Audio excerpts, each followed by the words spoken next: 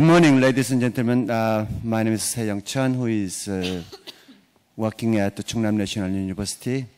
I'm very pleased to be the moderator of this session, Smart Education. I think I would like to share with you the same consensus that this session will be the best session of this Global HR Forum 2012. So during the 1.5 hour, you will have a winner of this year and of this forum, I believe. We have wonderful two speakers and two discussants. The one just next to me, Ms. Krishna Kumpulayan, who is a good friend of mine from Helsinki. Who is a real scholar, far-reaching scholar in innovation issue in education. And the second speaker, Mr. Jin-Soo Kim, who is the director of the Smart Education R&D department in CARIS. CARIS is Korea Education Research and Information Service. I know Ms. Kim, who is really in charge of the whole matter of the smart education and the future of Korean education. And we have two discussants.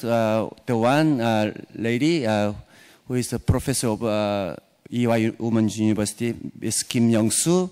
I know who is a real founder of the educational technology or educational innovation in country, and who is also good teacher of myself. And Mr. Sung Nak-yang, who is CEO of Dusan Donga Publisher, which is, you know, one of the major publisher of the textbooks and reference books for school students. And really the innovator in publishing digital textbook or digital reference book or digital educational contents for the smart education or the future education in Korea. Let me have your approval to change slightly the program order. In the beginning, Krishna was supposed to talk in the beginning, but we changed during our talk. First, we'll invite Ms. Kim Jin-suk, who is going to talk about smart education first, and then followed by Krishna. Okay, Ms. Kim. Let us give us a big applause. Sure.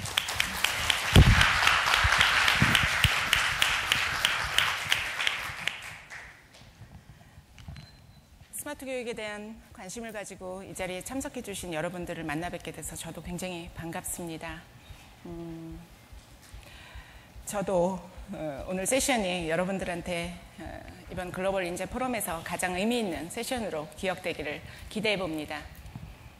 저는 오늘 한국의 스마트 교육 추진 전략에 대한 배경과 그리고 과제에 대한 이야기를 하려고 합니다. 제가 발표를 하기 전에 5개의 스토리를 담은 동영상을 먼저 보여드릴 텐데요. 동영상의 스토리마다 제가 상황을 설명드리고 그리고 여러분들께 제가 질문을 한 5가지를 올리게 될 겁니다. 그 질문에 대한 답이 하나의 공감대를 이루고 그리고 하나의 어떤 공통된 그 답을 이끌어낼 수 있다면 여기 스마트 교육 세션에 오신 여러분들은 스마트 교육 추진 전략을, 정책을 이해했다고 우리가 함께 공감할 수 있을 것 같습니다. 먼저 동영상을 보시죠.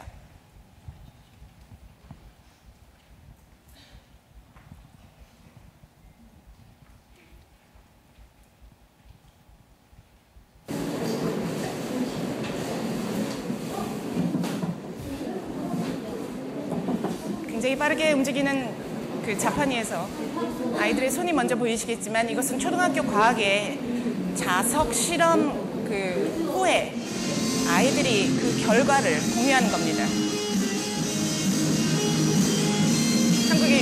걸그룹의 롤리폴리입니다. 아이들은 이 경험을 통해서 어떻게 무엇을 느꼈을까요? 초등학교 수학 합동인 도형 찾기에 대한 수업입니다. 한 개의 도형이 있습니다. 한 개의 도형을 보여줄 거야. 그럼 그 도형에 닮은 도형을 찾을 거야. 자, 지금 여러 개가 있는데, 자, 뭐가 나왔냐? 눈을 한번 딱 그려서 앞쪽에 있는 것과 일치하는. 여러분들은 스마트 교육으로 인해 변해지는 교실의 모습을 어떻게 상상하셨나요? 혹시 모든 수업 방법이 혹은 모든 그 서책형 교과서가 사라질 거라고, 그동안 전통적으로 그리기, 읽기, 쓰기가 혹시 없어질 거라고 생각은 하지 않으셨나요? 선생님이 다음 장면을 보여줄 테니까, 자, 이 중에 어떤 것과 일치하는지 규명적으로 움직여가면서 한번 맞춰봅시다. 어린애들에게 있어서 디바이스 기기라는 거는 저렇게 그냥 수업 활동에서 유용하게 쓰일 수 있는 도구에 지나지 않는 것이겠죠? 자, 이거 어디 사진이야? 창문이지. 창문에 두 문이 서로 어때? 똑같이 닮은 모양이지. 합동입니다. 또 다리 어디 있나 한번 찾아봐야겠지? 네. 다리 어디 있나 한번 찾아봅시다. 자, 여기 보여? 잘 보여? 네. 잘 써있지? 지금 이 발은 지금 있는 위치야. 지금 선생님이 가르친 방향으로 쭉 가면은 바로 뭐가 있냐면 달이 있어. 근데 지금 달이 보여 안 보여? And peek back at the page, and the movie keeps playing. Or we can zoom out to the table of contents, 도대체 어디까지 갈 수 있을까요? and the video keeps playing. So this shows 인간이 중심이 되는 기술을 꿈꿔봅니다.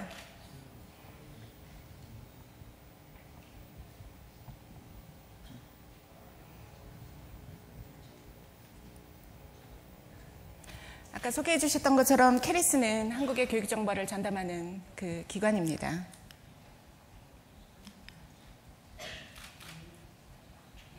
말씀드렸듯이 오늘의 이야기는 스마트 교육과 그로 인한 교육의 변화에 대한 이야기입니다. 한국의 스마트 교육 정책은 지난해 6월 29일 날 정부와 전략위원회와 교육과학기술부가 인재대국으로 가는 길이라는 비전을 가지고 발표된 이후에 시작되었습니다. 정책이 발표된 이후에 많은 분들이 저에게, 우리에게, 정책 입안자들에게 묻습니다. 스마트 교육이 무엇인지, 그리고 왜 스마트 교육을 추진해야 하는지에 대한 질문에 대한 그 질문을 굉장히 많이 받는데요. 스마트 교육은 어떠한 다른 정책이, 여타 다른 정책이 그러하듯이 우리 아이들이 사회에 나가서 경쟁력을 가지고 행복하게 주어진 어떤 일을 할 수 있는 그런 역량을 키우기 위한 교육이고, 스마트 교육이라는 것이 결국은 이제 테크놀로지를 교육에 적용하기 위한 어떤 하나의 시도이기 때문에 그런 테크놀로지가 해줄 수 있는 아이들의 흥미와 수준에 맞는 어떤 적응적인 맞춤형 교사학습 체제를 스마트 교육이라고 얘기할 수 있을 것입니다.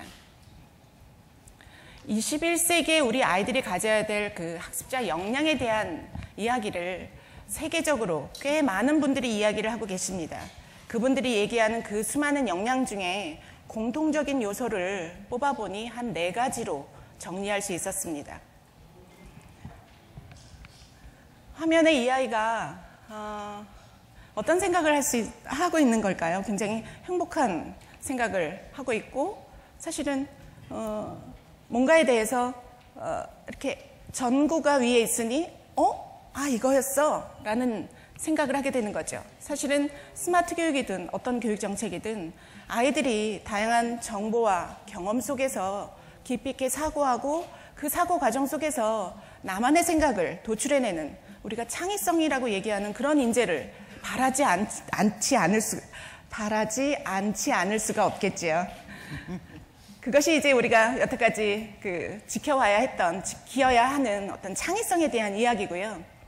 21세기이기 때문에 특별하게 그런 그동안 우리가 이야기했던 역량 중에 더 이렇게 부각되는, 중요하다고 생각하는 역량이 있는가를 저희가 함께 연구를 해봤더니, 결국은 아이들은 커뮤니케이션을, 그리고 남과 함께 일을 하는 그런 기회를 다른 어느 사회보다도 가지게 될 것이다. 그것이 매일 만나는 그 친구이든 직장 동료이든 상관없이, 온라인에서 협업을 통해서 만난 다른 동료와 상관없이 그 아이들에게 있어서는 그 자신의 생각을 설득하고 그다음에 함께 커뮤니케이션 하면서 하나의 목적을 온오프라인을 떠나서 이렇게 해야 되는 그런 경험과 기회를 굉장히 많이 가지게 될 것이다. 그러하니 그런 올바른 커뮤니케이션과 올바른 협업 능력에 대한 역량이 어느 사회보다 굉장히 중요하다는 이야기를 굉장히 많이 하십니다. 마지막으로 사실은 시민의식이라는 부분은 기본적으로 남을 배려하고 공감하는 어떤 인성에 기반을 합니다. 시민의식을 해서 하나의 지역사회를 이야기하는 것이 아니요, 그 나라, 결국은 우리 지구촌 사회가 가지는 규칙과 규율에 대한 어떤 기본적인 함께 이제 지켜나가는 그 시민의식이야말로 우리 아이들이 21세기에 가져야 될 굉장히 중요한 역량이라고 이야기들을 하고 있습니다. 결국은 스마트 교육이라는 것은 이러한 21세기에 우리가 살아가야 될 우리 아이들의 학습 역량을 키워주기 위해서 단순하게 테크놀로지, 단순하게 하나의 환경이라는 리모델링 측면이 아니라 전반적인 교육의 내용과 그리고 방법과 그리고 환경을 바꾸기 위한 통합적인 변화로부터 시작이 되었다라고 말씀드릴 수 있을 것 같습니다.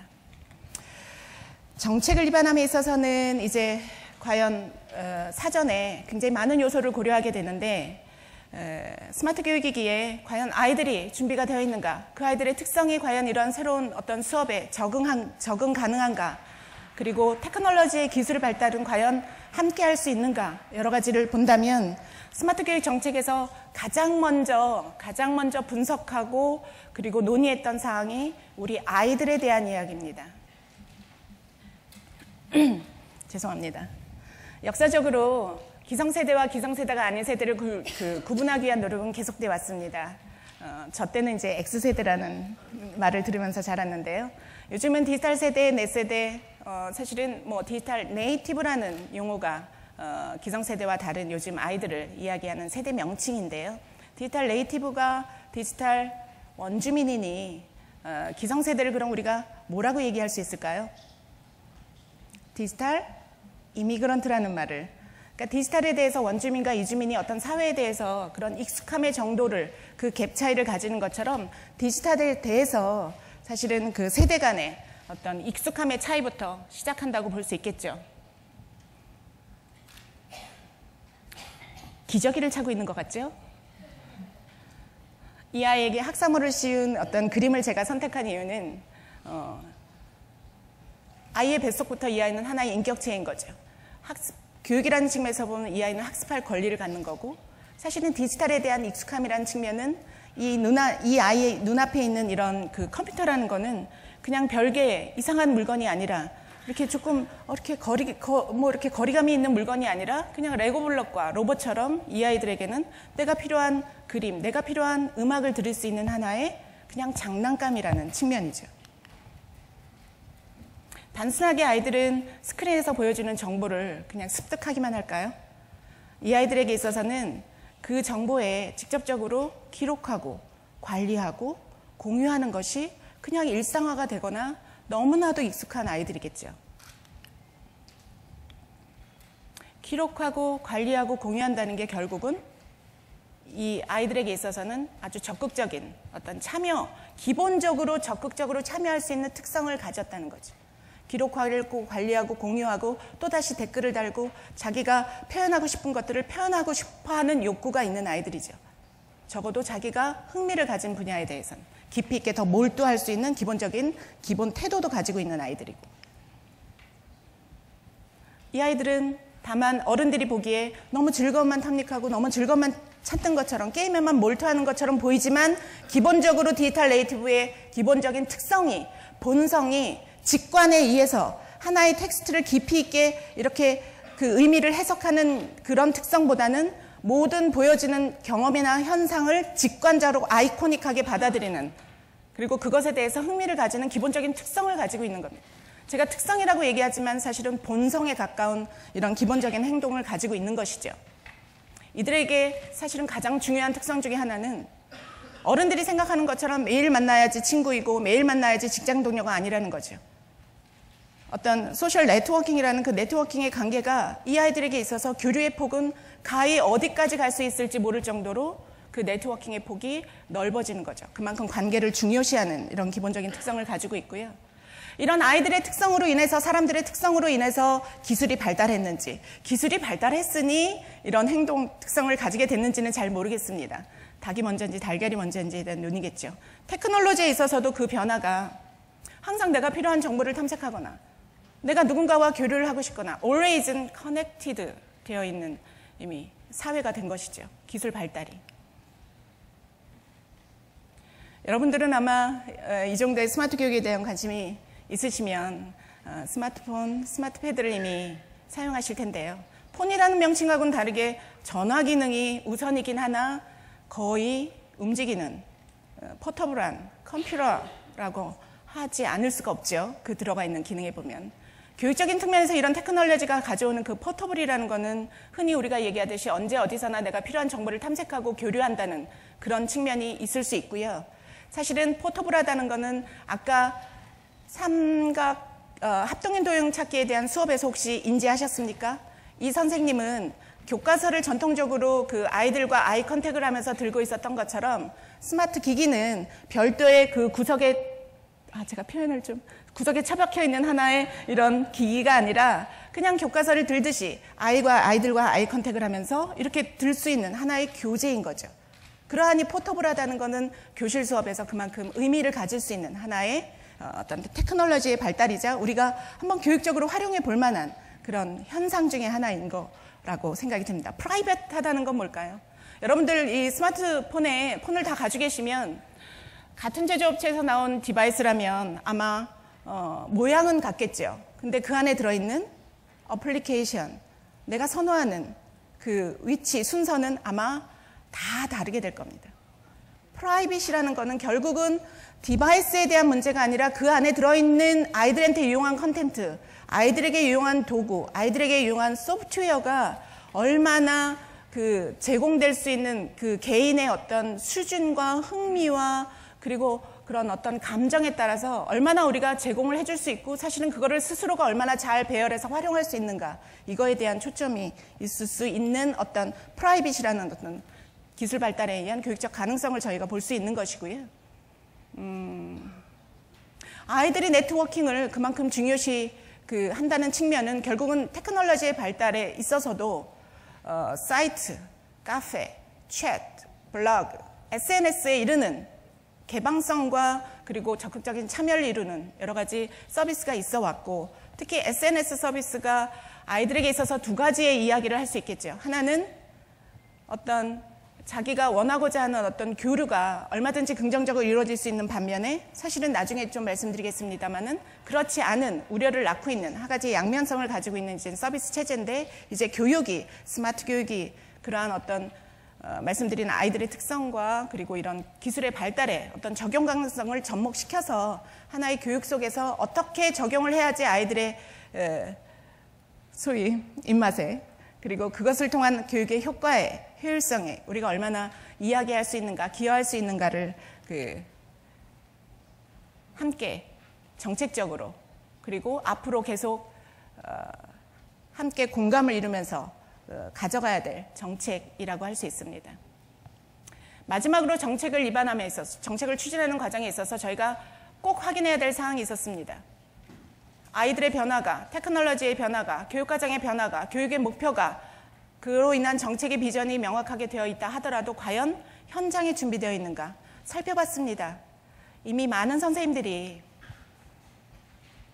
테크놀로지에 관심, 어떤 디바이스의 발달에 초점을 둔 것이 아니라 아이들과 어떻게 하면 수업을 다양하고 재미있게 아이들을 참여시키면서 할 수 있는가의 관점에서 이미 여러 선생님들이 시도를 하고 계셨다라는 사례를 얻을 수 있었습니다. 지금 이 시간에도 그런 수업은, 좋은 수업을 위한 시도는 계속이 되고 있고요. 박 선생님 같은 경우는 초등학교 영어 선생님이신데 자칭 발음이 아주 XX 같은 아주 나쁜, 스스로 자칭 그렇게 말씀하시는 선생님이십니다. 이 선생님에게 있어서 지금 수업 방식은 스마트 교육을 떠나서 어떻게 이루어졌었냐면 말하기, 듣기, 읽기, 쓰기에 대해서 다양하게 아이들에게 역할놀이를 시키셨던 분입니다. 그걸 직접 해보게. 그랬을 때 이 선생님이 이 수업을 이렇게 해보면 되겠구나라고 하셨던 것이 그 역할놀이를 찍었던 거죠. 그 찍은 동영상을 어떻게 했을까요? 선생님의 피드백에도 썼을 것이고 동료들과 돌려보면서 저 대화에서는 이런 표현이 더 좋았을 텐데에 대한 상호 평가에 대한 그 자료를 쓰셨던 겁니다. 그 자료가 학부모들하고 공유가 됐던 것이고요. 또 다른 박 선생님은 이제 고등학교 선생님이신데요. 고등학교는 굉장히 많은 교과에서 소위 포트폴리오라고 하는 자료들이 만들어집니다. 그것이 파일로 기록되는 것도 중요하고요. 하나 체계적으로 쭉 기록되는 것도 굉장히 중요하죠. 그래서 특정 서비스이긴 합니다만은 그 아이들의 학습 포트폴리오를 개인별로 혹은 그룹별로, 교실별로, 학급별로 기록하기 위한 서비스가 뭐가 있을까를 생각하시다가 에버노트라는 그런 서비스를 지금도 활용하고 계신다고 합니다. 다른 관점입니다. 우리 김 선생님은 표현을 영문을 하기 굉장히 어려웠을 것 같아요. 제가 그냥 한국말로 그냥 그대로 하겠습니다. 영문으로 어떻게 장명이 됐는지는. 아이들이 좋아하는 웹툰을 밤새 눈이 빠지게 보고 아침에 아이들과 이야기를 나눴다. 굉장히 고상하게 했네요. Heart to Heart Talk라는 그냥 이야기를 했다. 웹툰에 대한. 그리고 거기에 대해서 깔깔거리고 웃었다. 수업하고 관계없죠. 선생님이 어디 계신지 한번 찾아보시겠습니까? 선생님이 아이의 팔짱을 끼고 아이들에게 폭 파묻혀 계십니다. 아이들과 못할 게 없으신 분이시겠죠. 공감을 이룬다는 걸 기본 전제로 한다면. 또 다른 선생님은 이미 그룹별, 아이들이 함께 할 수 있는, 함께 문서를 만들고 함께 프레젠테이션을 하는 이런 그룹 활동에 관심을 가지시고 액션 러닝이라는 수업 기법의 다양한 서비스와 도구를 활용하고 계십니다. 마지막으로 최종원 선생님은 초등학교 선생님이신데요. 이 선생님은 일상적으로 예컨대 SNS 서비스든 미투데이건 아이들이 공유할 수 있는 그런 서비스를 하나 취하셔서 그냥 너무 무겁지 않게 수업이 끝나고 나면 하루의 일과가 끝나고 나면 한 줄 수업 정리, 그리고 필요하다면 그 동네 학교 운동장에 별을 키우는 이런 활동을 하고 계시는데 그냥 아이들이 자발적으로 가서 별을 키우는 과정을 사진으로 찍어서 함께 공유하는 이런 활동들을 그냥 일상적으로 너무 무겁지 않게 하고 계시는 선생님이셨습니다. 제가 이 말씀을 드리는 이유는 아마 이런 시도를, 이런 아이디어를 내시는 분이 현재는 전체 선생님들의 0.00001% 있겠죠. 만일 이 스마트 교육 정책이 교실 수업 개선을 위해서 우리 아이가 다양하게 재미있게 수업에 참여하면서 학교 활동을 하면서 결국은 그들이 길러야 될 어떤 역량을 키워주는 정책이라는 거에 큰 의의가 없다면 선생님의 숫자는 0.001%, 0.1%, 1%, 100%가 되겠죠. 정책은 그 단계를 현장의 적용 가능성을 확인하면서 이제 추진을 하는 그런 기본적인 전략을 실제 가지고 있습니다. 이제 스마트 교육은 말씀드렸듯이 아이들의 창의성에 공감하지 않는 선생님은 없으시겠죠. 그걸 키워주면 안 돼 라고 하시는 선생님은 없으시겠죠. 그런 선생님들과 아이들과 어떤 방식으로든 웹툰을 가지고 헐트 투 헐트 토크를 하신 선생님이건 함께 하려는 그런 선생님들과, 그리고 이런 아이들의 어떤 길러져야 될 역량에 대해서 깊이 있게 공감하는 선생님들과 함께 가는 정책으로 이제 시작하려고 합니다. 스마트 교육 정책에 대한 과제가 궁금하시죠? 5개입니다. 아이들에게 창의성을 길러준다는 건 다양한 정보와 자료를 어떤 기획된 활동에 의해서 만들어지는 것인데, 디지털 교과서가 기존의 서책형의 어떤 단점을 보완하면서 이제 새로운 어떤 학습 자료로서 이제 시작이 개발되고 적용이 될 것이고요. 두 번째는 이러한 과정 속에서 교실 수업을 좀 벗어나는 다양한 교류를 가능하게 할 수 있는 온라인 수업과 평가에 대한 과제가 이제 책정이 되었습니다. 세 번째는 디지털 교과서는 정선된 어떤 국가 교육 과정에 대한 자료라 하더라도 사실은 그 주변을 둘러싼 다양한 안전한 콘텐츠를 제공하는 것은 많으면 많을수록 더 좋은 것이겠죠. 그런 측면에서 세 번째 과제로 채택이 되었고요. 무엇보다 교원에 대한 역량 과제가 가장 중요하게 가장 첫 스텝으로 지금 현재 이루어지고 있습니다. 마지막으로 스마트 교육을 생각했을 때 그럼 뭐 무선 인터넷, 디바이스 이런 것이 사실은 보급의 관점이 아니라 이런 아이들의 정보가 이렇게 유통되는 관점에서 어떻게 하면 쉽게 정보가 유통될 수 있을까? 어떻게 하면 쉽게 기록 관리될 수 있을까? 이런 관점에서 클라우드라고 하는 전체적인 교육 서비스에 대한 개념이 이제 채택이 된 것입니다. 디지털 교과서에 대한 이야기를 잠깐 말씀을 드리면 말씀드렸듯이 서책형 교과서가 가지는 한계가 한 3가지 정도가 되겠죠. 내용이 너무 한정적이고 최신의 정보를 반영하기 어렵고 그 안에서 어떤 활동을 다양하게 하기가 어렵다는 측면, 이런 측면에 대한 극복으로서 디지털 교과서는 사실은 2002년부터 2007년까지 지속적으로 연구가 되었고 2007년 이후에 연구학교 운영을 통해서 지속적인 효과성 검증을 해왔고 비로소 2012년에 법적인 지위를 확보하고자 지금 준비하고 있고 2013년에 지속적인 파일럿을 통해서 한국의 스마트 교육의 가장 첫 번째 과제라 할 수 있는 디지털 교과서는 2014년에 3만 명의 선생님들께 여쭤봤습니다. 이런 디지털 교과서의 특징이 다양한 멀티미디어를 담고 다양한 교사와 학생들의 활동을 함께 할 수 있는 이런 교재로서 이것이 어느 교과에서 가장 효과가 있을 것 같습니까? 여쭤봤습니다. 과학, 사회, 영어라고 말씀해 주셨어요. 그래서 2014년에 초, 중, 고등학교 과학상의 영어, 과학, 사회, 영어 교과부터 시작을 하려고 합니다. 2015년부터 일반 교과로의 확대를 적용에 대한 효과성 검증을 기반으로 고려를 하는 것이 기본적인 디지털 교과서의 정책입니다. 디지털 교과서가 갑자기 교과서의 변화인데 갑자기 시작된 정책이 아니라는 말씀을 지금 드리고 있는 것이고, 그 전에 이미 이교과서라는 정책에 의해서 사실은 서책형이 이교과서로, 이교과서가 디지털 교과서로 이렇게 발단되는 전체적인 정책 로드맵, 전체적으로 보면 20년, 짧게 보면 5년의 그 로드맵을 가지고 추진되는 정책이라는 말씀을 드리고요. 2010년도에 12년도에까지 이교과서도 CD롬에 보급되는 형태, 그냥 PDF로 보급되던 형태, 거기에 다양한 멀티미디어 자료를 좀 넣은 형태, 메모 필기, 하이퍼링크라는 자료 기능을 좀 넣은 형태로 지금 발전이 돼서 2014년부터 이제 보급되는 디지털 교과서의 연계성을 고려해서 지금 추진되고 있고요. 짧은 시간이라서 이 교과서나 디지털 교과서에 대한 어떤 모습을 보여드리지 못하게 될 것 같아서 북점, 에듀넷점, 넷이라고 하는 이런 사이트에 들어가시면 현재 보급돼서 활용되고 있는 이 교과서를 체험하고 맛보실 수 있으실 겁니다. 두 번째, 온라인 수업에 대한 부분은 말씀드렸듯이 교실 수업을 벗어나서 다양한 전문가들, 그리고 다양한 어떤 학습의 권리를 교과를 선택할 수 있어야 된다는 것이 교육과정의 어떤 목표인데, 사실은 고등학교에서 교과를 선택하기는 쉽지 않죠. 내가 원하는 교과를 선택하기 쉽지 않습니다.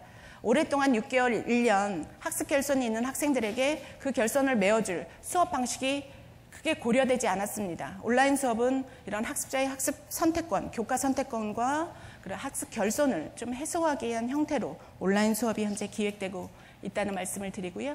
2012년도에 굉장히 다른 어떤 과제보다도 조심스럽게 추진해야 됩니다. 관련된 법적, 제도적 기반에 대한 조성, 그리고 이런 거에 있을 때는 또 파일럿, 그리고 2015년도에 과연 온라인 수업을 우리가 제도적으로 시행한다는 소리는 내가 중국어를 선택했을 때 그 중국어가 실제 학점으로 인정이 되고 초중고등학교에서도, 그리고 실제 생활기록부에 기록되는 이런 제도적 기반을 전제하기 때문에 다른 어떤 과제보다도 탄탄히 법제도를 확인하고 그다음에 파일럿을 하고 앞으로 15년 이후에 적용에 대한 확대를 지금 고려하는 것으로 이제 단계를 가지고 있습니다.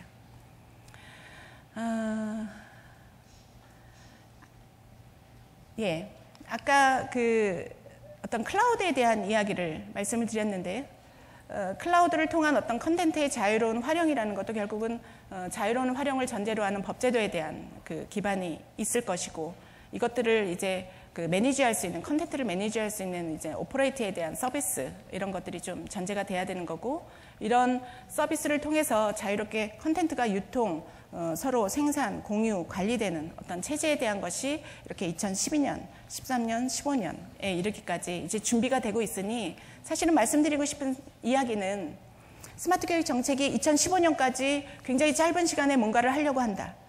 그리고 현장에 기반하지 않는다라는 이런 정책에 대한 오해를 충분한 로드맵을 가지고 충분한 검증을 가지고 추진하고 있다는 말씀을 제가 드리는 것이고요. 또 한 가지 현장의 어떤 그 선생님들과의 이런 그 함께 공감을 이루고 선생님들이 먼저 충분히 경험하시고 체험하시는 부분에 대해서는 어떤 다른 과제보다 가장 중요하게 먼저 시행되고 추진되고 있다는 말씀을 드리고자 하는 것입니다. 결국은 스마트 교육이라는 것이 함께 소통하고 함께 생각하는 이러한 기본적인 방향에 의해서 선생님들과 함께 이제 이런 정책을 추진해 나갈 텐데요. 2012년도에 연수 전략이 어떻게 되냐라고 한 가지만 말씀을 드리면 결국은 연구자가 결국은 정책 입안자가 이렇게 해야 됩니다. 이렇게 가야 됩니다가 아니라 선생님과 선생님에 의한 피어 코칭에 의해서 연수를 추진하고 실제 선생님들이 그런 수업을 충분히 체험하고 경험하실 수 있도록 체험관을 구축한다든지 이러한 모든 것들이 결국은 21세기의 선생님들이 가지셔야 되는 역할, 기능에 더한 커리큘럼이 철저하게 만들어진 후에 그거에 대한 연수와 체험을 전제로 해서 지금 정책이 만들어지고 있다. 이렇게 정책이 기획되고 있다라는 그 말씀이고요. 마지막으로 그럼에도 불구하고 스마트 교육에 대한 우려점이 분명히 있습니다. 아마 여기 오신 분들도 그런 우려를 가지고 계실 텐데요. 스마트 교육이 스마트폰과 디바이스를, 패드를 학교에 활용하고 있는 것이다. 합동인 도형 찾기에 대한 수업에서 그 선생님이 다른 거 다 교과서 빼고 아이들의 워크시트지 다 물리치고 딱 스마트 패드만 갖고 수업을 했었나요? 자연스럽게 그리기 활동과 그 패드가 연계되는, 그러니까 하나의 도구로서 그것을 활용했던 그 합동인 도형 찾기에 대한 수업을 떠올려 보시기 바랍니다. 스마트 교육이 어떤 산업의 비즈니스라는 측면에 어떤 이익을 추구하기 위한 어떤 그 정책이 아닌가에 대한 우려가 있습니다.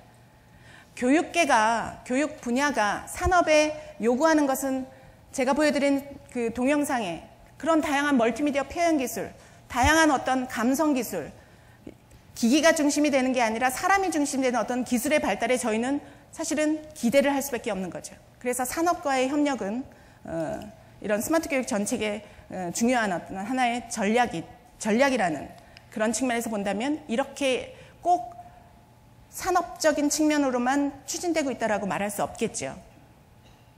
스마트 교육이 아이들의 창의성과 다양한 사고 기회를 준다고 하면서도 한편으로는 거기에 몰입하고 몰두하고 이러는 측면 때문에 오히려 창의성과 인성을 저해할 수 있다는 요인이 있습니다. 이것은 결국 우리 선생님들이 함께 공감하면서 그 안에서 어떤 아이디어를, 어떤 전략을 쓰느냐에 달려있는 문제죠. 그래서 스마트 교육이 해서는 안 되는 정책이 아니라 그런 방향을 가지고 이런 창의성을 촉진하기 위한 다양한 전략을 얼마나 다양하게 우리가 해볼 수 있느냐, 시도하느냐의 문제라고 볼 수 있습니다. 같은 개념입니다. 하루 종일 아이들이 일렉트로닉 디바이스로 인한 어떤 정신적, 신체적, 건강에 대한 우려, 이 부분 분명히 해결을 해야 됩니다. 따라서 제가 말씀드리고 싶은 거는 결국은 스마트 교육이라는 것이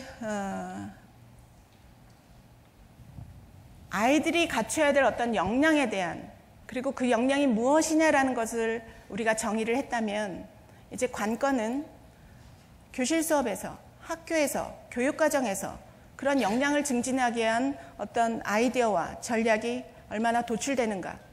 이것이 우리 아이들에게 어떤 의미를 가지냐면 아이들이 만약 이런 체계적인 어떤 교육을 받지 못한다면 이 아이들은 학교 밖에 나가서 사실은 무엇이 옳고 그른지에 대한 정보에 대한 판별이라든지 올바른 정보를 탐색한다든지 그거를 표현하고 교류하는 기회를 갖지 못하는 거겠죠. 정보윤리 교육이라는 측면도 그렇고.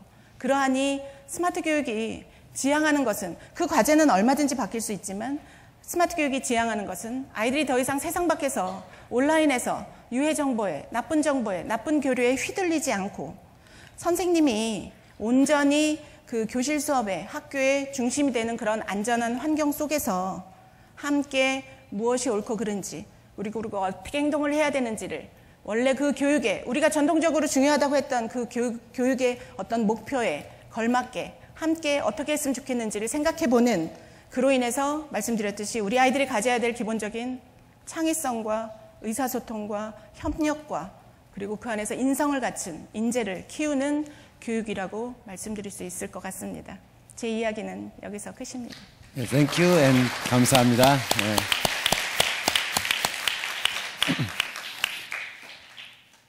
I'm very happy to be told about smart education in such a smart way.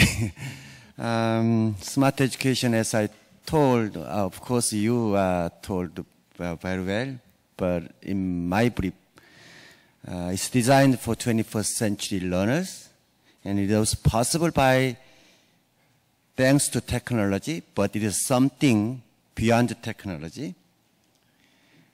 It is the preparation for the future generation and future child who will live with the technology and who will prepare themselves for their future. Our teachers and our parents and our elders should have the role and should keep the responsibility for them to prepare for their own future. However, Director Kim seems to be struggling every day for the many concerns from the teachers, from the public, and from herself. So let us give us once again a big support and big hands together. Now we'll hear Dr. Kristina Kumppulainen. You know she's from Finland. Finland is the country who is known to be the best country as far as concerned in education. And Finland is so many times so often to her to be listened to Korean people specifically. You must learn from Finland. And Korean education is so often blamed for not having such a good points as same as Finland. But I myself am not quite sure about what is Finland education. So Kristina will talk us and give a good comments on smart education as well. Let us welcome.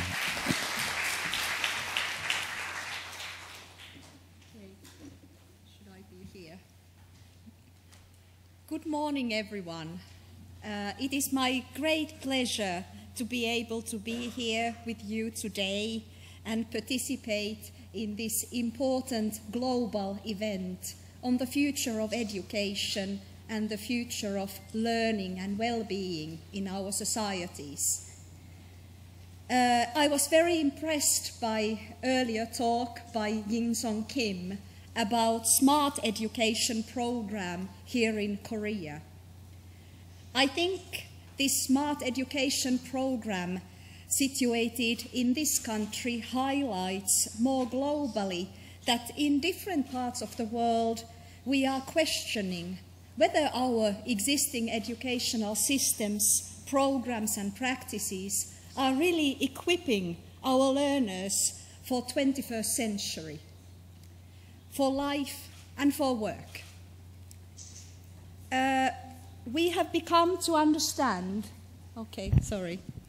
we have become to understand that education in our era and in the future can not only be about reproducing knowledge, instilling existing knowledge to our learners and students, but rather education should also be much more concerned about creating individuals, members of society, who are able to create knowledge, create the future for themselves and future generations to come.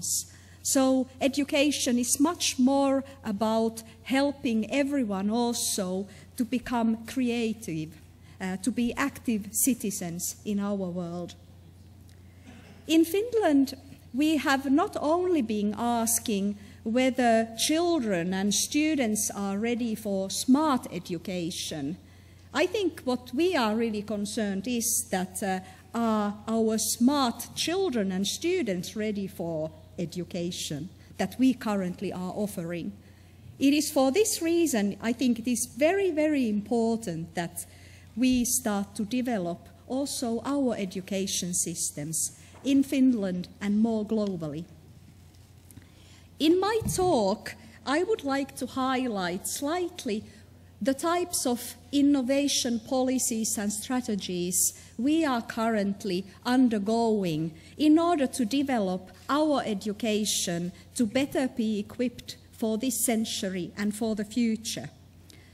As any program or innovation, such as smart education, we must understand that when we try to learn from other countries, that all these policies and programs are embedded in particular cultures and practices, and the steps one takes to start to implement such innovation programs must follow and understand and appreciate the culture in which we are operating. So it's impossible to just take one program to another country, but rather it is so important to understand the premises and cultural values and efforts that already exist in particular jurisdiction. That's why I thought it might be better also to give a very short highlight to you on the Finnish education system, in particular the values and bigger goals that are lying there, guiding our work in education and also our development work in education. We also know that technology in itself is hardly going to make a big difference into education. We need to look at the social practices, teachers' competencies, pedagogies, many other elements in which technology is integrated in order to really equip technologies to help us to create and support learning that is for this century. In my talk, I would like to highlight the premises that we base the Finnish education. I would also like to pinpoint some of the more specific challenges that our education system in Finland is currently facing. Then I will move on to highlight some of the development trends that we are currently implementing in Finland, particularly in terms of basic education in this case. And then we turn to look at our innovation strategies and looking to the future. And then I would like to highlight with you some examples of the shape of things to come as we see it in Finland. So you know Finland is a pretty small country. We became independent in 1917, and there are a little bit over 5 million people in the whole country. Our immigration population is still pretty small. 3.6% of our population have an immigrant background. Yet this is growing. Then what about the facts about the education system in Finland? What are our core values that we have based for already some time, our education and the system behind it? We emphasize, as you may already know, very much a democratic society and equal opportunities for every child or learner, no matter of his or her background, to have equal opportunities to be educated and to thrive. That is one of the core premises, principle of educational equity. We do not have tests, national tests constantly, that would pressure teachers to teach only for the test.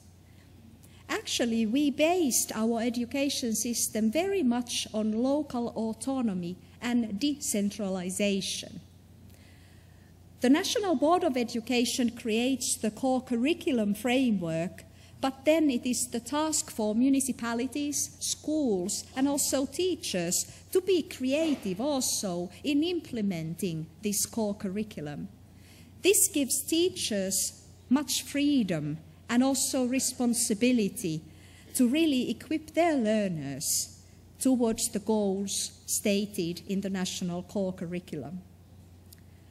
Our evaluation policy is not based on school inspections, but rather we call it as an enhancement-led evaluation policy. We do monitor at a state level the level of learning outcomes achievements, but we do sample-based testing, so not all schools are participating in these tests. Neither do we want to rank schools. Every school gets their own reports and is able to develop their education, their practices to better respond to their present challenges, but they are not punished. Rather, those schools who are not doing well are given extra resources to also do well in the future. We have had in Finland a long-term political consensus in education as a development priority. As a small nation with only over 5 million people in the country, we cannot compete in the global market with workforce. We can only compete in being talented, in the quality of knowledge that our society is able to generate.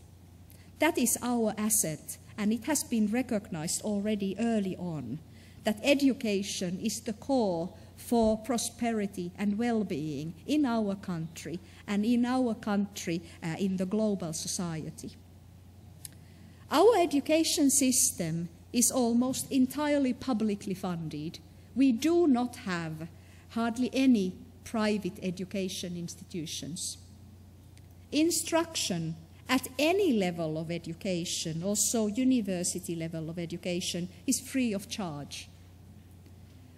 I already mentioned that a lot of freedom and responsibility is given to teachers, and that's why we have seen it highly important and pivotal for our system to be successful, that teaching and teaching profession is highly valued, and the quality of teacher education programs is extremely high, leading to master-level education.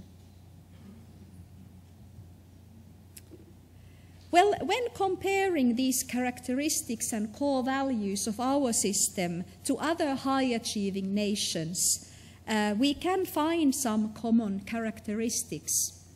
It appears that in many of these countries there are societal supports not only for education, but in society to support children's and families' welfare more broadly. There seems to be also equitable resources for schools and also equal access to rich thinking curriculum.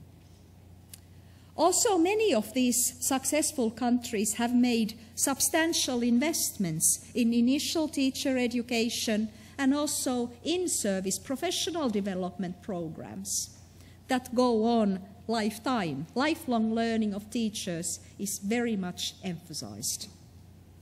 And schools, on the whole, seem to be designed to support both teacher and student learning.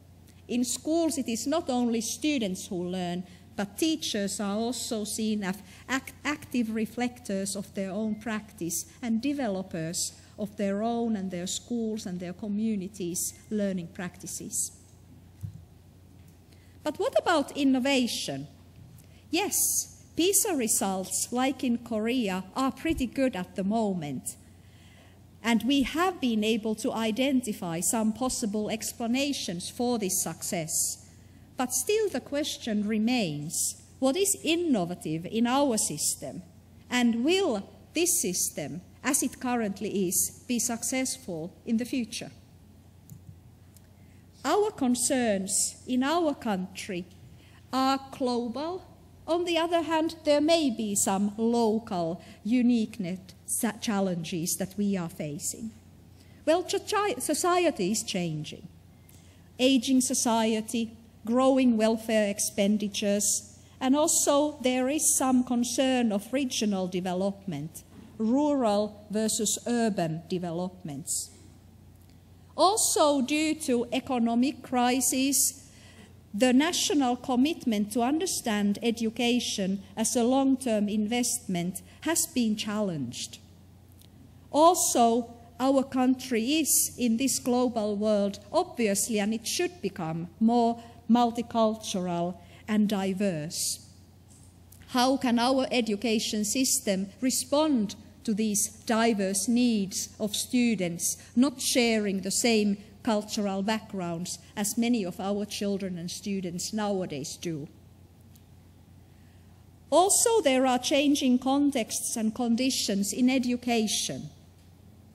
We are concerned not only about students' learning of knowledge and cognitive skills and abilities, but we are very much concerned of our learners' socio-emotional well-being. Pupil welfare services are of concern, and also, unfortunately, security in schools. Also, the number of students per classroom is dangerously rising, and we already know from research that too big classrooms are challenging and may hinder successful learning opportunities, personalized learning opportunities. Also, we are worried about the development of digital technologies and, on the other hand, how they are harnessed in our education system. Smart Education Program has wonderful examples of the possibilities technology offers. We are concerned in Finland whether every school is able to harness these possibilities in equal ways.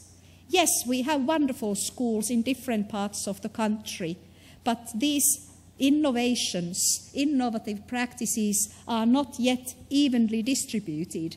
And if our vision and hope is to provide equal opportunities for every student, yes, we are concerned whether every child gets these equal opportunities to be integrated into 21st century education, harnessing its tools and artifacts. We are also concerned that we are not necessarily, in our educational practices, understanding how smart our learners are, how they learn, interact in other contexts than in the school. Informal learning has become of interest to us, and all the tools and practices learners use outside school. We are not utilizing this knowledge enough in our formal schooling. Also, we are beginning to see growing differences between girls and boys and between schools in learning outcomes. That is a very worrying signal. Again, is our education able to motivate, engage both boys and girls to educational trajectories, learning paths, that they will become successful and happy for their future lives? And also, why are some schools not doing as well as they should? Also, we are a little bit concerned that if we would like to implement a program such as Smart Education in Finland, since we base our education system and policy into decentralized system where municipalities and schools have much power, so how can, at a governmental level, how could we implement these ideas equally to different schools in every part of the country? That is a slight challenge. But one of the answers, obviously, there is teacher education, in-service education, and external support for every school to become 21st century school. Yes, learning is very much different today for our learners than it was even for us or older generations.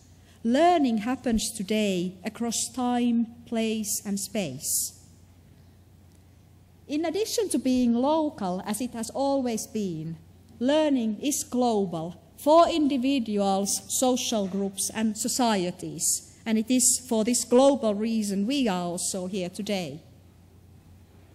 Learning has become to happen and has always happened, but we have started to realize it in these changing times that learning, academic learning, may not only happen anymore in the formal schooling, but many things happen in informal settings. And how to integrate formal and informal is one of the challenges and possibilities we are exploring in the Finnish education system. This also concerns the collaboration schools should and need to do with non-formal institutions such as art centers, museums, libraries. Also, learning today is very much integrated, thematic. Should school students learn individual subject at school, or should they be more interdisciplinary themes and problems the students are engaged in while they engage in academic tasks? We are questioning whether one subject approach is adequate for 21st century learning, or whether inquiry learning, authentic problem solving of authentic problems that usually require expertise from many different disciplines, whether we should already have such activities in our schools already, is an important point that we are exploring and further developing. Also, the distributed nature of learning, how school learning could become part of students' and learners' everyday lives and become more distributed. And also, we are concerned and create possibilities for virtual learning in our educational system, and also for physical learning, for embodied learning. The physical health, as it's part of students' welfare, is very important, and we are concerned about our students' physical well-being currently too. Students need to exercise more than they do nowadays, in our times. We already explored the 21st century skills in Jin Sok Kim's presentation. In Finland, we have also been identifying these skills and thinking about them within the socio-cultural context in our country.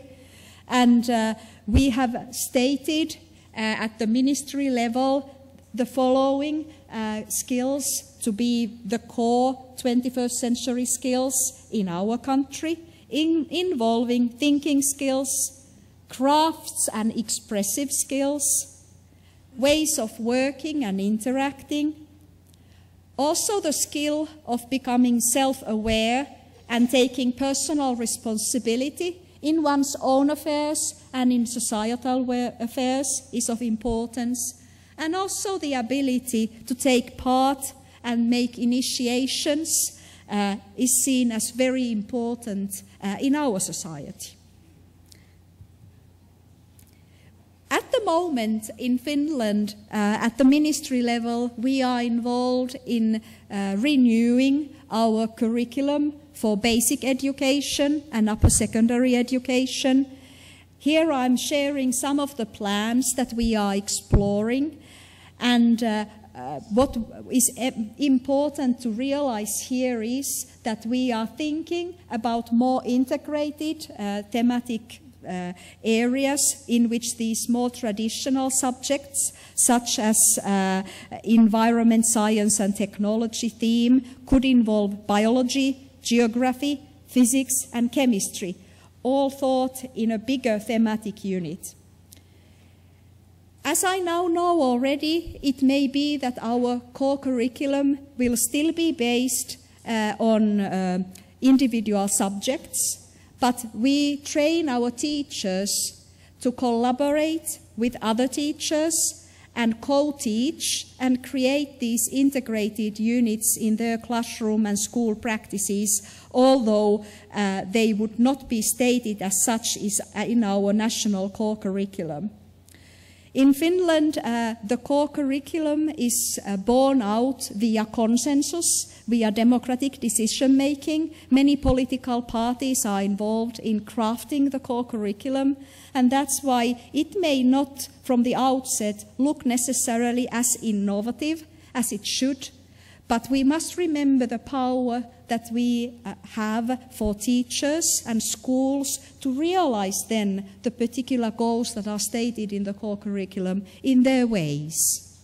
That's very important. But this box and all these little dimensions give you an idea how we hope to implement in the future our education in schools. Also, we do not think 21st century skills, as they are stated up there, from thinking skills and onwards, they should be like separate subjects, but they should be integrated into teaching every subject and interdisciplinary theme. And that requires innovation and smart education. In Finland, we have been asking that, do we really have a national strategy to support innovations in education? And why should we have such a strategy? The reasons why we think we should have and we have an innovation strategy is that we need to develop our education system for this century. We need to motivate and engage our learners. It's very much to do with motivation and engaging learners into school learning today. We also are very concerned of increasing number of dropout rates and social exclusion, and it is for this reason we also need to innovate and need to create an innovation strategy how to prevent these drastic stories not to happen. We also need to support lifelong learning to promote entrepreneurship.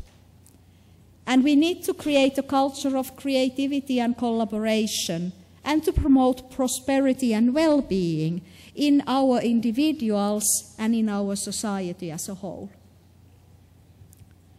But what are then the key premises or elements that make a national innovation strategy innovative? I have listed here some elements that are shown by research on learning and innovation to be pivotal elements of an innovative innovation strategy in this century. It should support learner ownership, it should be motivating, it should support 21st century learning skills, it should apply innovative pedagogies and digital technologies. These two go hand in hand. It should encourage new partnerships and collaborations. It should build bridges between formal and informal contexts and learning activities. It should and need to create close connections between education and working life. It should be designed and led by multidisciplinary expertise. And we also need to develop scalable models and practices. Not one-time stories, not one-time programs, but something that they become integrated, they are sustainable, and they grow from those earlier seeds. And we also need to recognize that every innovation requires also, and usually what happens, that we also fail. And these failures should not be seen as something detrimental, but rather we should have an open and future-oriented mindset in which also failures are seen as important for future learning and development. Every failure should be analyzed and reflected upon, because they are the best learning platforms for future development and future creation of innovations. In Finland, since we fund our education system from the government level, we also fund seeds of innovation. And we create a program for innovations in our ministry, but then we invite different actors, schools, municipalities, sometimes also businesses, to make a proposal of an innovation. And so we have many little seeds of innovation being funded in different parts of Finland that are to do with innovating the future for education and learning in our country. And in order to monitor and follow all those little seeds of innovation in our country, I was involved in an exercise supported by the Innovation Unit from London, UK, to map out how our innovation projects that government has funded, how they map out into this scenario of these important elements that we currently identify and what we hope to promote in these innovations. We were particularly interested to locate how our projects, we took 21 of those projects for our closer analysis. They are very smallly listed over there. But we wanted to see whether they were involved in developing formal education or whether they were more located in the formal sector, informal sector. We also were looking at who was the provider. Was it an established education institution who had created this innovation and was now exercising it in a particular location? Or was it a new partnership collaboration, like public-private collaboration, that was taking place and who were implementing and developing this seed of innovation? And it's not now, we do not have time to go into details and may not even be necessary in this presentation, but you can see slightly how our innovation projects, these 21 that represent quite a bigger group of projects, how they were situated in this map.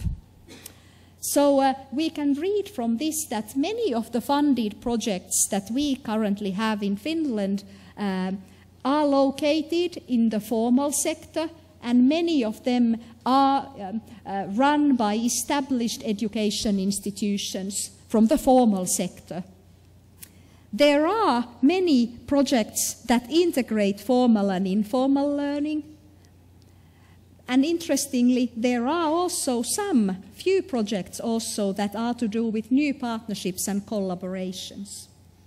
This was a very interesting and worthwhile exercise for our country in order to monitor and understand the bigger picture, the helicopter perspective to our innovation strategies and policies and the projects itself. We have not had such a big and encompassing project like we heard today about Smart Education Program. We rather have implemented these little seeds of innovation in our country and are now letting them grow, letting peer learning also grow when these projects share their learnings and best practices within the whole nation. That's our strategy. Do I have much time left? Do you need how many minutes? 5. 5. Is that 5? I'll give you 3. Okay. Okay. 3. 3. Okay. Right. Okay. One story. I have been talking large-scale matters, and I would like to share one story with you about a project that was mapped in that exercise. That was to do developing our school education, a secondary school education, and the project is called On the Move. And the aim of this project is to provide secondary and upper secondary schools a nationwide web service and pedagogical tools that support them in reforming their learning practices. And the project affords teachers and school communities teaching methods and project ideas for enhancing multidisciplinary cooperation and inquiry learning. It also offers a model for planning, organizing and conducting a developmental project in schools. And it also offers an open virtual environment featuring an interactive map that makes use of location information technology. The providers and collaborators here are a town called Kalajoki and Science Center Heureka. And also the project collaborates with some other projects in Helsinki district, and it has received funding from the National Board of Education. So it is these seeds of innovations.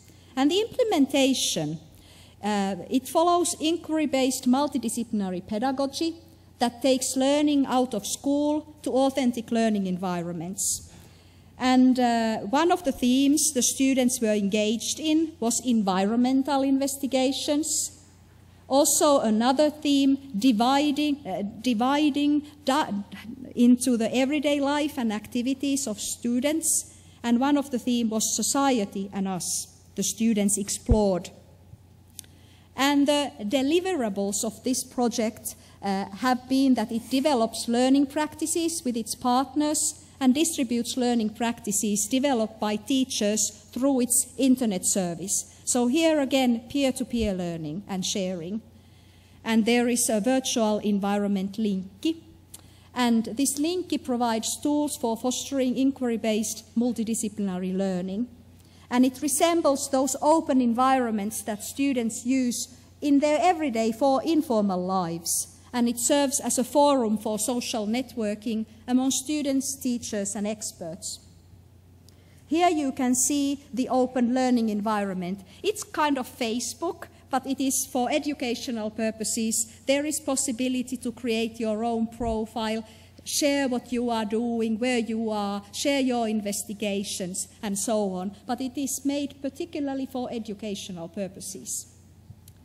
Also, what is very important that students can use the interactive virtual map in their investigations and sharing with others where they are doing their investigations and where they are going. So this is very important and has been very engaging and motivating for the learners while they are working on their academic tasks somewhere else than in the premises of the school. Some teacher reflection of these practices. The location learning's aim is to develop an interactive map for teaching geographic information system.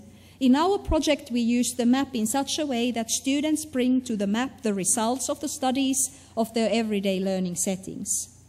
The cooperation started with the idea that we could deploy that interactive map. And we had removed from the map all functions that don't serve our school project. So it was using some existing links and services, and now the school developed it to become their own. We have removed, for example, the source data created by professionals. Instead, our emphasis is on the creation of knowledge. I mean that the students create that knowledge. We can also see when we have analyzed students' interactions while they engaged in these learning activities that there is a lot of learner ownership going on. And also authentic learning.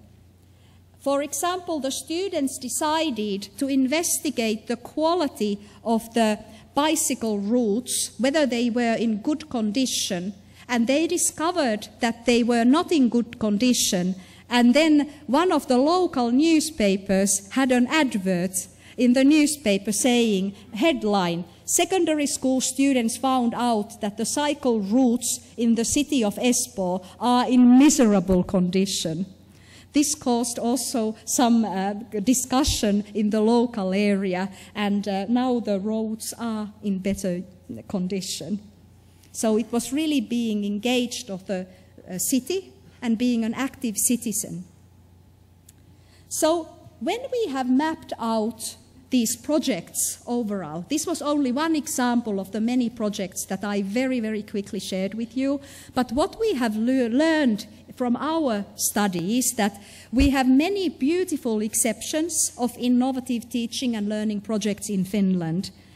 However, our challenge is that necessarily not all these projects and the learnings and practices have been distributed throughout our country. And this seems to be clearly a leadership challenge now, how to spread these good practices throughout our schools. We also need now to take more attention why we do not have much development projects going on in the informal sector. And overall, this heuristic helped us to see the forest from the trees, since we have so many innovation projects going on in Finland. And it was very helpful in that way, and we are likely to use this model also in the future to map out the progress and the future of our innovation projects. I would like to end my presentation by this picture. Why I think we all are here today also is because of the learners and who we want them to become in our global society in 21st century. We hope that they would say, I'm balanced, I'm unique, I take others into account, knowledge and skills are my tools, I create, take interest and gain insights, I participate, influence and take responsibility, I can express myself in multiple ways, the whole world is within my reach, communication skills are my strengths. Thank you. Yeah, thank you very much. Thank you, Krishna. I'm sorry not to give you 5 minutes anyway. I just hear that there were many beautiful exceptions in learning. I was in Helsinki with Krishna last June, and I was told, and I'm told today, the Finnish lesson for education is of trust in schools and teachers. And trust makes many beautiful exceptions. That's right. We have 25 minutes for discussions. So we have two discussants, Professor Kim and CEO Sung. And I hope you give them 5 or 7 minutes. In order, please start. Thank you. 예, 감사합니다. 안녕하세요. 오늘 글로벌 인재 포럼의 그 스마트 교육을 통한 교육 혁신 세션에서 두 분 연사의 발표를 경청하고 토론할 수 있는 기회를 가지게 된 것은 저에게 매우 영광이고 의의가 있는 일입니다. 이 자리를 빌어 글로벌 인재 포럼을 주관하시고 저를 토론자로 초대해 주신 관계자 여러분에게 심심한 감사를 드립니다. 그리고 특히 우리 한국 교육에 대한 깊은 애정을 가지시고 점심시간인 이 자리에 앉아 계신 여러분들에게 감사드립니다. 토론자로서. 그리고 국외 발표자가 계시기 때문에 간략히 그 영어로 감사 말씀드리겠습니다. Professor Komparainen, Director Jin-Soo Kim, thank you very much for your wonderful and insightful and stimulating presentations. It is my great honor to deliver my comments on your presentations. 본 세션에서 이루어진 쿰프라이넨 박사님의 Identifying Strategic Innovation Priorities in Finland 대한 발표와 김진수 캐리스 본부장님의 한국 스마트 에듀케이션 앤 체인지스 인 에듀케이션 발표는 2012년 글로벌 인재 포럼의 주요 아젠다인 글로벌 인재 양성을 위한 교육 개혁을 다루었다는 측면에서 매우 시의적절하고 의의가 큰 발표였다고 생각합니다. 먼저 쿰프라이넨 교수님의 핀란드 교육 혁신에 대한 간단한 저희 토론을 하고자 합니다. 핀란드의 교육 체제가 우수하고 성공적인 체제라고 국외에서 평판을 얻은 것은 무엇보다도 교육 체제가 High Equity, High Performing System이기 때문이라고 합니다. 즉 핀란드 교육에서는 학습자가 도시, 시골, 산촌 어디에 사는지 또는 어떤 언어를 사용하고 있는지 가정의 경제적 수준이 어떠한지에 따른 차별이 없이 모든 학생이 동등하게 높은 수준의 교육 목표를 성취할 수 있도록 지원하는 교육 체제를 갖추었기 때문이라고 합니다. 우리나라에서도 빈부 격차를 해소하기 위한 다양한 프로그램과 또 교육복지, 다문화 학생들의 문제에 대해 많은 고민을 하고 있습니다만은 저는 한국 교육에서도 핀란드의 High Equity, High Performing 시스템을 보다 적극적으로 벤치마킹하여 학습자의 학습권, 평등권을 확충하여 학습자 한 사람 한 사람 개인들이 모두 자신의 잠재 능력을 최대한 발휘하고 높은 수준의 학습 성취를 하고 나아가 미래 인재로 커나갈 수 있는 지속 가능한 교육 혁신 시스템 구축이 이루어져야 한다고 생각합니다. 또한 핀란드가 세계적으로 인정받는 우수 교육 체제를 구축할 수 있었던 것은 무엇보다도 지난 40년간에 걸쳐서 이루어진 교육개혁 정책과 이를 위한 실천이 있었다는 것입니다. 저는 또한 핀란드에서는 우수 교육 체제를 구축할 수 있었던 요인 중에 하나가 핀란드 학교 선생님의 높은 자질과 사회로부터의 받는 인정과 존경이라고 합니다. 핀란드에서는 모든 학교 선생님들에게 석사 학위 자격을 그 교사의 자격 요건으로 요구하고 있고 따라서 우수한 선생님을 확보하고 있습니다. 더욱이 이들 선생님들이 사회에서 존경받고 교사로서의 역사를 하고 있다고 합니다. 저도 대학에서 가르치고 있습니다마는 작금의 우리 교육 현장에서는 선생님의 위상이 심각하게 떨어지고 있는 것을 생각하면 핀란드의 선생님들이 매우 부럽다고 생각합니다. 저는 우수 교육 시스템을 성공적으로 구현하기 위한 선결 문제는 교육을 실천하는 주체로서의 우리 선생님들의 위상이 확립되어야 한다고 생각합니다. 따라서 이를 위한 관학 협력에 의한 해결 방안 모색이 시급하다고 봅니다. 한편 핀란드에서 수월한 교육체제를 성공적인 교육개혁으로 이루어졌습니다마는 최근에는 핀란드에서도 다변화 사회의 영향으로 새로운 교육 이슈가 대두되고 있다고 합니다. 첫째로는 학습자 개개인의 성장과 발전 요구에 대한 관심이 좀 미흡해지면서 또 둘째로는 학교에서 테크놀로지의 사용이 양적으로나 질적으로 충분하지 못하고 이로 인해 모든 학습자가 공평하게 혜택을 받지 못하며 또한 21세기에 요구되는 학습 스킬이 교육과정과 수업에 통합되는 데 어려움이 있으며 학습자 간의 갭이 커지고 있다는 것입니다. 또 하나의 문제는 학교에 대한 만족의 저하 그리고 규율이 없고 무질서한 교실의 문제가 봉착되고 있다고 합니다. 저는 이것을 보면서 저희 교육 현장에서 봉착하고 있는 문제와 거의 유사하기 때문에 세계적으로 이러한 과장에서 교실에서의 붕괴라든가 이러한 문제가 공통적인 현상이 아닌가 생각합니다. 따라서 오늘 글로벌 포럼이 계기가 되어서 우리가 국제 교류를 통한 교육 문제에 대한 공동 연구가 필요하다고 생각합니다. 천세영 원장님, 핀란드랑 국제 교류가 있나요 지금? 많이 있을 것 같은데. 네, 아마 몇 가지 대학들 개인 대학 간 프로젝트도 있는 줄로 알고. 또 글로벌 네트워크도 좀 있고 그렇습니다. 네. 교과부의 그런 어떤 관학의 내 그것이 더 중요하지 않을까 생각합니다. 마지막으로 전달되겠습니다. 마지막으로 콤프라인의 교수님께서는 핀란드의 아까 이노베이션 에코시스템 여러분이 그 매트릭스 보셨죠? 사각형. 그래서 한쪽으로는 학교 교육기관이고 다른 한쪽으로는 사교육기관 그리고 한쪽으로는 포멀 러닝과 인포멀 러닝의 그러한 매트릭스였습니다만은 거기서 학교 기관에서는 포멀 러닝이 개선돼야 되고 인포멀 러닝은 보완이 되어야 하며 그리고 사교육이나 그러한 문화조직 영역에서는 포멀 러닝은 재창조돼야 되고 그리고 인포멀 러닝은 새로운 패러다임 창출이 필요하다고 설정하고 있었습니다. 그래서 이것은 매우 흥미롭고 유익한 그러한 시사점이 아닌가 생각합니다. 그리고 저희가 시간이 없어서 많이 못 봤습니다. 저는 원고에서 보았습니다.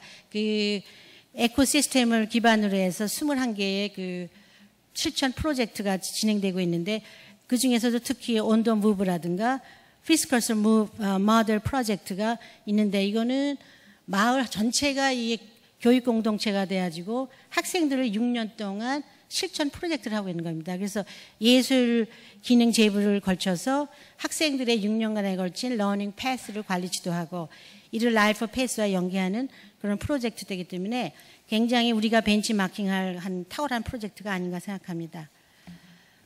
결론적으로 핀란드의 혁신적 교육 시스템에 대한 콤프라인의 교수님의 발표, 특히 이노베이션 에코시스템을 기반으로 한 성공적 교육 혁신 프로젝트 사례는 21세기 교육을 위한 메가 띵킹에 대한 통찰과 성찰을 제시했다는 측면에서 저는 매우 의의가 크고 시사점이 크다고 생각합니다. 핀란드가 이뤄낸 혁신적 교육 시스템의 노하우는 스마트 교육을 통해 미래지향적 교육 시스템을 구축하고자 하는 우리나라의 교육혁신 전략 수립에 좋은 지침을 제공할 수 있다고 생각합니다.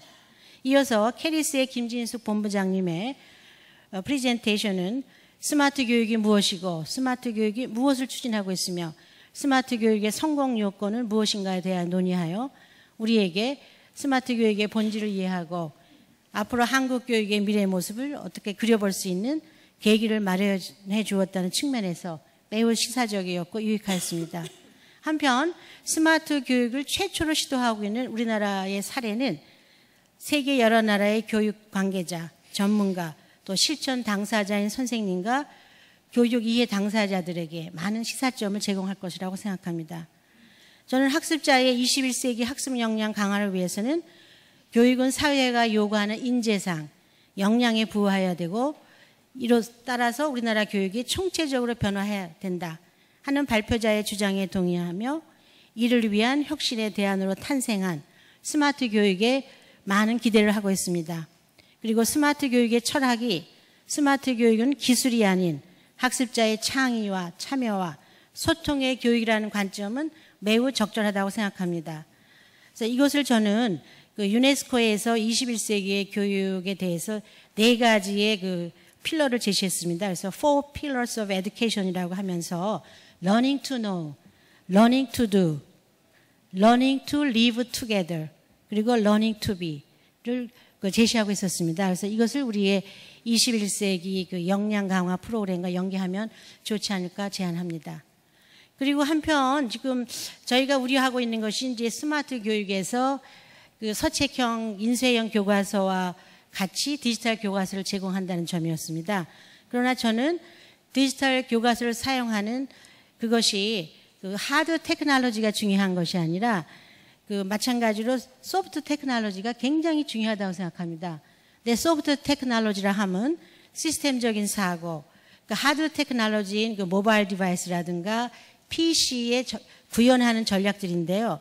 그러니까 교수학습 모형, 교수학습 전략, 또 콘텐츠 설계 전략, 이러한 소프트 테크놀로지가 디지털 교과서에 어떻게 적용되고 어떻게 학습자의 요구에 부응하느냐에 따라서 그 디지털 교과서를 활용한 스마트 교육 과정이 매력적이고 효과적이고 효율적인 그러한 교육이 될 수 있다고 믿고 있습니다.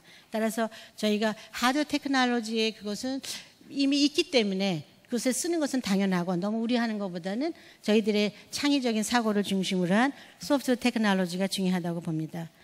그리고 이제 스마트 교육이 또 변화하는 것이 스마트 교사의 탄생이 있습니다. 근데 저는 스마트 교육의 실천 주체인 선생님들의 역량 강화를 위한 다양한 그러한 그 프로젝트가 있습니다만은 이러한 계획 수립과 병행해서 선생님 스스로가 스마트 교육에 대한 관심을 갖고 연수에 적극적으로 참여하는 일종의 동기 유발 지원 체제가 필요하다고 생각합니다. 말을 물가로 끌고 갈 수는 있으나 말에게 억지로 물을 먹이는 것은 굉장히 어렵습니다. 라는 말이 그 시사하는 바와 같이 변화는 스스로의 의지에 의해 이루어진다는 맥락에서 연수 교육과 함께 선생님들의 동기 유발과 지원을 할 수 있는 그런 체제, 전략이 중요하다고 생각합니다. 마지막으로 김진숙 본부장님께서 스마트 교육의 성공을 위해서는 해결해야 할 과제로 디지털 기기와 인터넷 과다 사용과 몰입 또는 게임 중독의 문제 해소, 인터넷 윤리 등이 매우 중요한 선결 과제라는 데는 동의합니다. 아울러 이를 위한 윤리교육, 인성교육은 아까 콤브라인의 교수님이 보여주신 이노베이션 에코시스템의 피스커스 모델 프로젝트, 지역 학습 공동체와 연계하여 6년간에 걸쳐서 이루어지고 6년간의 학습자 개개인의 러닝 패스를 관리 조언해주고 라이프 패스와 연계한 그러한 그 아이디어 전략을 우리가 한국형 윤리 인성 교육의 모델 창출에 좀 도입하면 어떨까 생각합니다. 마지막으로 한국 교육의 혁신이라는 목표를 향해 관과 산학연이 스마트 교육과 도입과 정착을 위해서 집단 지성, collective intelligence를 토대로 융합적인 연구와 실천을 지속적으로 한다면 스마트 교육이 성공적인 교육 혁신 시스템으로 정착할 수 있다고 생각합니다. 나아가 우리나라 스마트 교육의 성공 사례가 세계에서 K-팝과 강남 스타일입니까? 그거에 이어서 K-스마트라는 열풍이 불기를 기대합니다. 저희 토론을 경청해 주셔서 감사합니다. Thank you, Professor Kim. She summarized very concisely for our better understanding. For me, the networking and working together with all of us will be the best smart policy for smart education in the future. Well, next discussion, CEO Song Nak-yang from 두산동아 will talk. 네, 저 두산동아 대표이사를 맡고 있는 성낙양입니다. 디지털 교과서나 콘텐츠 관련해서 지난 4년 동안 저희가 여러 가지 연구도 해보고 시도도 해봤는데 좀 전에 김 교수님께서 워낙 이 세션을 잘 요약해 주셔가지고 저는 요점은 간단하게 실제로 이 디지털 컨텐츠를 고민해본 업계의 한 사람으로서 솔직한 말씀을 좀 몇 가지 드리고자 합니다. 사실 이 디지털 컨텐츠는 이제 개발자의 입장에서 보면은 수익성을 무시할 수 없고요. 또 사용자 입장에서 보면은 효용성을 무시할 수가 없습니다. 이런 부분들에 대한 협업 체계가 잘 발전이 돼야 되고 진화가 돼야 된다는 것이 이제 큰 전제가 돼야 될 것 같고요. 다행히 이제 지금 캐리스나 교과부나 지금 추진하시는 방향 자체가 상당한 경청을 업계로부터 경청을 하시고 이 나라의 미래 동향을 키우기 위한 적절한 조치들 협업을 통해서 이끌어가고자 하시는 것들이 상당히 눈에 띄어서 상당히 고무적이고요. 두 번째는 저희가 지난 4년 동안 각급 학교 교사분들하고도 협업을 해봤습니다. 상당히 놀랐던 것은 아이오서를 넘어서는 그런 퀄리티의 컨텐츠를 만들어내는 교사분들도 계시고 또 추가적으로 스스로 컨텐츠를 만들어서 저희에게 이런 게 어떠냐 저런 게 어떠냐라고 제안하시는 분들도 계셨습니다. 그런 것들을 감안해서 보면은 참 이 사회가 고무적인 진화를 하고 있지 않나라 생각하는데 우선 제가 좀 강조드리고 싶은 거는 이 스마트 에듀케이션에 대한 근원적인 목표를 우리가 좀 분명히 해야 될 것 같다는 생각입니다. 스마트 에듀케이션의 근원적인 목표는 우리의 창의적인 미래 인재를 키워내는 데 있는 것이지 디지털로 다 바꾼다는 게 의미가 있는 게 아닌 것 같습니다. 그런데 이게 상당히 이제 혼돈돼서 어찌 보면은 이제 업계에 있는 분들도 나름 욕심을 낼 수도 있겠고 또 여러 가지 이해관계를 생각하게 되면 중심이 좀 좌지우지 될 수가 있는데 이 부분을 이제 캐리스나 교과부가 잘 잡아주시겠지만 저희도 이제 계속해서 고민하는 과정에서 생각이 되는 것은 결국은 이것은 교육 시스템의 하나의 촉매제로 되어야지 디지털이 촉매제가 되어야지 디지털 자체가 목표가 돼서는 안 되겠다는 생각을 하는 것이고요. 오늘 쿰플라이넨 교수께서 말씀하신 것 자체도 이제 그런 이코시스템을 설명하신 거라고 생각을 합니다. 즉 지식의 함양과 인성이 동시에 커버될 수 있는 것들에 대한 교육이 가능할 수 있게끔 하는 그런 촉매제로서의 디지털라이징이 상당히 필요하다. 그거에 우리가 방점을 찍고 움직여야지 이게 제대로 될 것 같다는 생각이 들고요. 그런 면에서 저희가 이제 여러 가지 시도를 해봤습니다. 근데 가장 이제 고민거리가 뭐냐면은 컨텐츠를 만들어내는 데 있어서 저희가 물론 국정교과서도 해보고 검정교과서도 해보고 서책을 많이 해봤습니다만 디지털로 이제 4년 전부터 고민해본 궤적에서 보면은 학생들이 이제는 지식에 대한 모드가 달라졌습니다. 이게 검색 모드인 거죠. 스캐닝을 합니다. 이 사람들은. 책을 읽는다는 의미보다는 화면을 스캐닝한다는 생각을 하는 것 같아요. 즉 화면을 사진 찍는 거죠. 눈으로. 그리고 바로 클릭을 합니다. 그리고 상당히 페이션스 레벨이 인내심이 상당히 떨어져 가는 거죠. 그리고 지하철을 타보면은 전부 다 고개를 숙이고 있습니다. 상당히 개인화되고 있죠. 그리고 다른 사람에 대해서 의견을 경청하기보다는 오히려 자기 나름대로 펀을 즐기고자 하는 성향이 증가되고 있습니다. 과연 이런 것들이 디지털 교과서나 디지털 에듀케이션에 있어서의 방향성에서 보면은 어떻게 이거를 정화시킬 수 있는 거냐. 순기능을 강화시켜야 되는 거죠. 디지털 테크놀로지 상당히 좋습니다. 좋은데 이것 자체 역기능이 발산이 되게 되면 순기능이 약해지는 것이기 때문에 이런 부분에 대한 중심을 잘 잡아서 우리가 점진적인 진화가 좀 필요하다고 생각합니다. 다행히 우리나라가 강점을 가지고 있는 것은 IT 인프라가 세계 최고입니다. 그렇기 때문에 저는 처음부터 많은 것을 우리가 얻으려고 디지털 혹은 스마트 에듀케이션을 지향해서는 안 된다고 생각을 합니다. 우선 실험적으로 가야 되고요.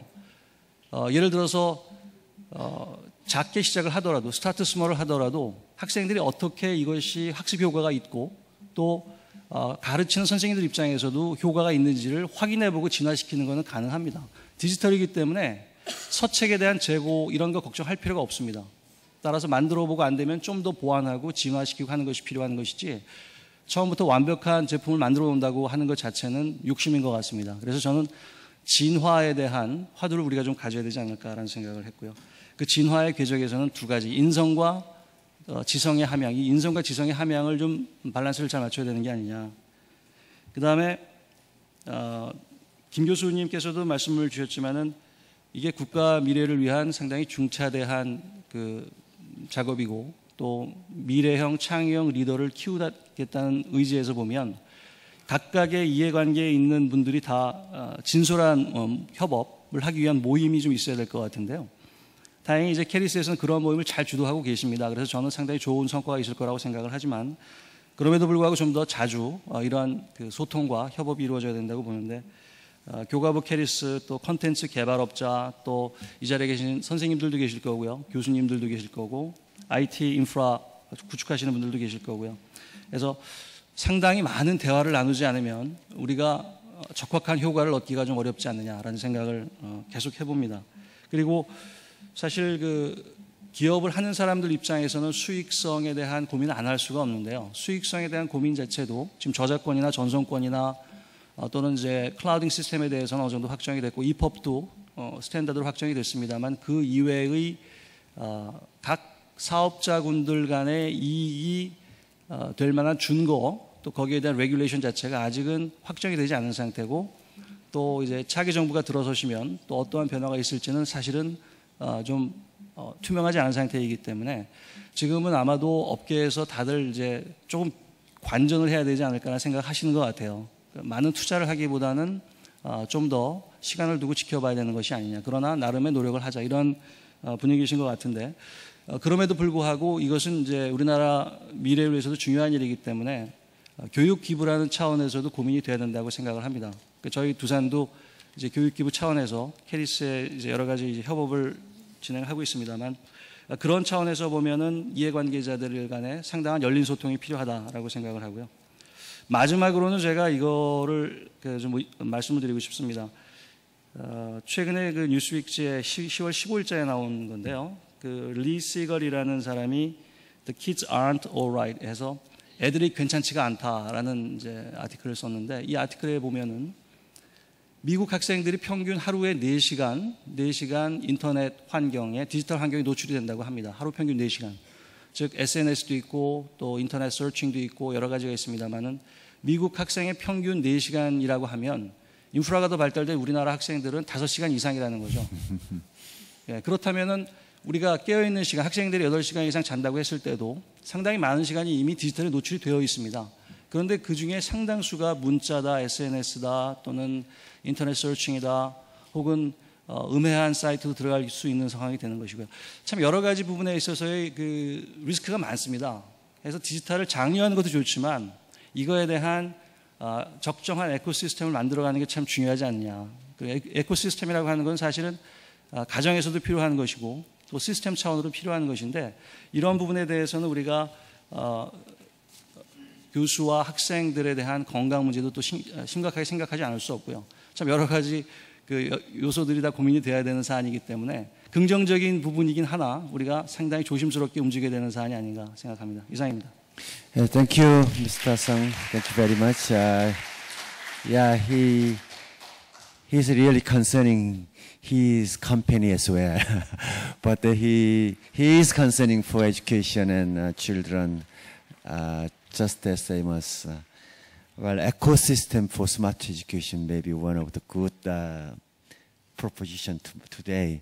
I'm very sorry to find that I have just only 1 minute, so I'm very sorry for our speakers and discussants not to give you any minute, any second. Thank you. And if there is any one person of you who must say one thing, I'll give a chance. Anybody? Yeah. You are very lucky. Yes, the beautiful lady will conclude our session. All right. 네, 안녕하세요. 반갑습니다. 제가 핀란드에서 특히 오신 그 교수님한테 질문을 드리고 싶은데요. 피사에서 성적에서 나타나듯이 대한민국과 더불어 핀란드는 세계 최강의 교육국으로 알고 있는데 그 수치상의 그 랭킹은 비슷하지만 실제 학생들의 그 교육 공부 학습 시간에 대해서는 제가 알고 굉장히 놀랐습니다. 한국은 주 평균 학습 시간이 한 40시간으로 알고 있고요. 핀란드는 제가 기억하기로 한 30시간 정도로 기억하고 있습니다. 그래서 in a week, yeah. 그 정도의 수치로 기억하고 있는데 그 얘기는 결국 학생들이 사교육을 한국에서 굉장히 많이 받고 있다는 그 얘기입니다. 그렇게 볼 때 한국의 사교육에 대한 그 코멘트를 어떤 식으로 좀 해주시길 바라냐면요.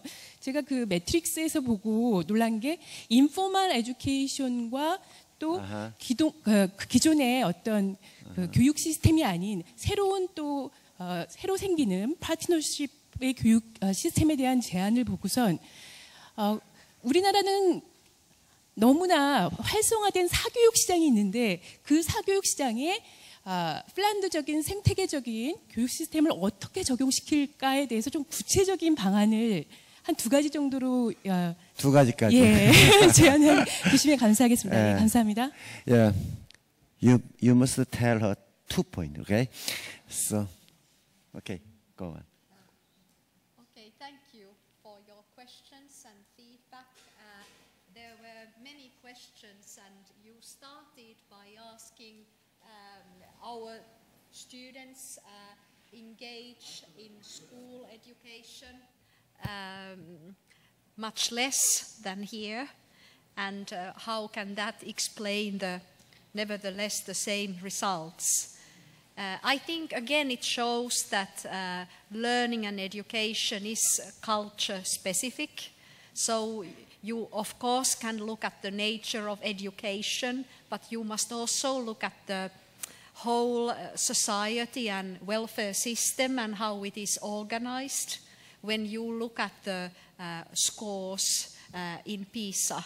So the results may be the result of a bigger arrangement in society than only education, although it is of course one of the prime reasons, but there are other, like I was mentioning, social welfare system and that we have in Finland that supports also students' learning, not only at school but in many other places.